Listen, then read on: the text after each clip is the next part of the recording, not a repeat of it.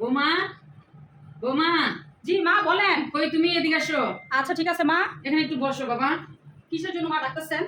আরে ফল খাইতা? না, ফল খাওয়ার জন্য না, তুমি জন্য। বসো, আমি কি বলতেছি পরে খাইও। জি মা খাবো বলেন। তো অবশ্যই, ফল আনছি, অবশ্যই তো খাবা, তোমাদের জন্য তো আনছি। শোনো, তো সুন্দর করে একটা কথা বলি। সামনে কুরবানি ঈদ আসতেছে। কুরবানি ঈদ আসতেছে, আমাকে এই এলাকা সবাই কিন্তু চিনে জানে। রাস্তা দিয়ে হেঁটে গেলে সবাই কিন্তু আমাকে বলে খালাম্মা আসসালামু আলাইকুম, ভাবি আসসালামু আলাইকুম, সবাই কিন্তু একটা করে সালাম দেয়। আর আমার প্রতিবেশী ভাবিরা, আমার যারা, ওদের ছেলে মেয়ে কিন্তু বিয়ে করাইছে। তা ওদের শ্বশুর বাড়ির থেকে কিন্তু ওদের বোর বাবার বাড়ির থেকে কিন্তু ছাগল, গরু একটা না কিছু কিন্তু কুরবানিদের আগে দেয়। আমার কিন্তু একটা মান সম্মান আছে।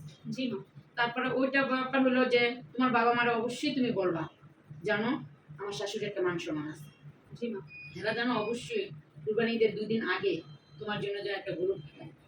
তাদের যদি কোনো সমস্যাও থাকে, সবারই সমস্যা থাকতে পারে, তারপরেও যেন একটা খাসি কিনা পাঠায়। খাসি যদি কিনা না পাঠায় তাহলে কিন্তু আমার মান সম্মান সবগুলো মিশে যাবে। কারণ আমাকে সবাই জিজ্ঞেস করবে, কারণ ওদের শ্বশুর বাড়ির থেকে আমার ভাবি যাদের বিআইন বাড়ির থেকে অনেক কিছু দেয়, কাপড় চোপড় দেয়, অনেক কিছুই দেয় ঈদের আগে, তেল সাবান শ্যামাই। আমাদের দেশে কিন্তু এটা একটা রেওয়াজ আছে। ছেলের শ্বশুর বাড়ির থেকে কিন্তু আমার বউদের জন্য ওদের সবাইকে এগুলো কিন্তু দেওয়া হয়, কাপড় চোপড় দেওয়া হয়, তেল সাবান শ্যামাই চিনি, এগুলা কিন্তু আমাদের দেশের একটা রেওয়াজ। ঠিক আছে মা। এটা কিন্তু অবশ্যই কিন্তু তোমার বাবা মাকে তুমি জানা যাবে ঈদের 2 দিন আগে। আচ্ছা মা, আমি এখনই ফোন করে আমার বাবার সাথে তো বলতে পারবো না। বাবা তো একটু অন্যরকম, আপনি তো জানেনই। আমি আম্মাকে ফোন করে এখনই বলতেছি মা। ঠিক আছে মা। কিন্তু বেশি দূরে না, কিন্তু কাছে চলে আসছে ঠিক আছে বাবা। মা। এটা কিন্তু ভুল করো না। না না ভুল করো এটা কিন্তু ভুল অবশ্যই যেন না হয়, কারণ আমার একটা মান ইজ্জত আছে। ঠিক আছে মা। আপনি লিচু খান, আপনি কলা খান মা, এখন আর আমার এগুলা পেটে যাইবো না মা। আমি আমার মার সাথে না, তুমি একটা লিচু খেয়ে যাও। না আমার এখন এগুলা একটা লিচু খেয়ে যাও। জি মা ভালো আছি মা। একটা কারণে ফোন দিছিলাম মা। হ্যালো, দাঁড়াও। হ্যাঁ মা, একটা কারণে ফোন দিছিলাম।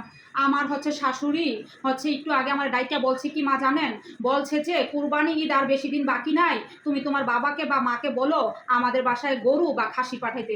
মা আমাকে বলছে, আমি খালি শুনছি, আমি কি বলবো বলেন মা, এই জন্য আপনাকে ফোন দিলাম। এটা কোনো কথা? একটা মধ্যবিত্ত মানুষের জন্য এই ধরনের অ্যাটাক করা কি সম্ভব?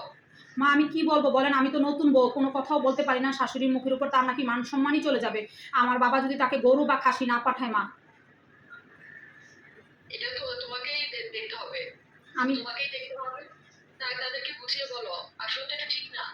এখন আমি বলেছি মা, এখন আমার দিকে তাকা হলো, তুমি কষ্ট করে বাবাকে রাত্রে বুঝে বইলো, শোনো মা যদি গরু দিতে নাও পারো, ওনারা তো আমাদের আর্থিক অবস্থা বুঝবে না, কিন্তু খাসিটা অবশ্যই পাঠাও ঈদের 2 দিন আগে। আর শোনো মা, ওই যে এগুলোর সাথে কিন্তু একটু ওই যে ঈদের শ্যামাই টামাই আছে না, আর আমার শাশুড়ির জন্য একটা 3 পিস বা একটা শাড়ি, আর ওই যে জামাইয়ের জন্য কিছু হয় জুতা বা লুঙ্গি কিছু একটা দিও মা, ঠিক আছে? নাহলে আমার মান সম্মান থাকবে না, তারও নাকি মান সম্মান থাকবে না। একটু কষ্ট করে বাবারে দিয়ে ম্যানেজ করো। আচ্ছা ঠিক আছে মা, আমি দেখবো। ঠিক আছে মা। আচ্ছা মা, আপনি বাবাকে বললেন। জি সবাই তো এতক্ষণ আমাদের বউ শাশুড়ি দুজনে একটা ভিডিও দেখলে, এখন আপনাদের সাথে আপনাদের সামনে এখন উঠায় ধরছি, যেন এরকমের যদি কোনো ফ্যামিলিতে বলা হয় যে শাশুড়ির পক্ষের থেকে যে বউ তোমার বাবার বাড়ির থেকে গরু ছাগল নিয়ে আসবা, আসলে শ্বশুর বাড়ি, ছেলের শ্বশুর বাড়ি একটা চাপ হয়ে যায়, এগুলা আসলেই ঠিক না।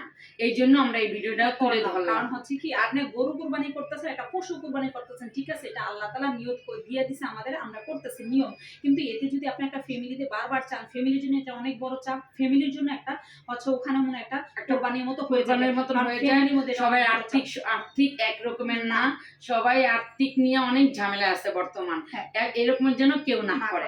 এই ভিডিওটা শুরু করার একটাই কারণ, আমার বউ আর শাশুড়ি মিলে, যে এটা প্রত্যেকটা ফ্যামিলিতেই হয়, এই জন্য বউ শাশুড়ি মিলে এরকম একটা করলাম যে এই কাজটা আপনারা কেউ করবেন না। যার যেমন আর্থিক আছে এরকম নিয়ে ভালো থাকাই চেষ্টা করবেন। মানুষের বাসা থেকে কোনো কিছু চাওয়া লালসা করেন না। আর ভিডিওটা কেমন লাগছে অবশ্যই আমাদের বউ শাশুড়ি কমেন্টে জানাবেন। ঠিক আছে।